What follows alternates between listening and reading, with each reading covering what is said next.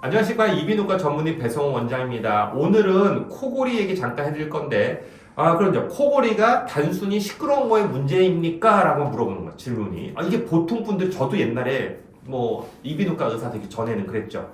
코골이 그까이 거 시끄러운 거 아니야? 그까이 거 각방 쓰면 되는 거 아니야? 라고 생각했었습니다. 근데 그게 아니죠. 요즘에 현대의학에서는 코골이 문제를 크게 보면 두 가지를 보죠. 첫 번째는 뭐예요? 아까 말한 그 시끄러운 거예요. 사회적으로 내가 옆 사람한테 방해를 준다. 근데 그 소리가 내 귀에도 들린다. 그러니 바꿔 말하면 나의 자매질은 떨어질 거다. 옆 사람 자매질 떨어뜨린다. 이게 하나가 있고요. 더 중요한 문제는 뭐냐면 무호흡으로 간다는 거예요. 코골이가.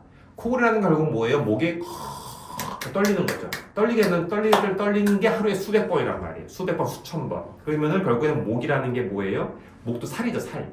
근육, 살. 이게 처지는 거죠. 흐물흐물해지는 거예요. 서로 딱딱딱 붙는 게 많아지는 거. 그러다가 붙다가 탁탁 막아버리는 게 무호흡인 거예요. 그래서 코골이는 결국 뭐냐? 무호흡을 만든다는 게 문제인 거예요.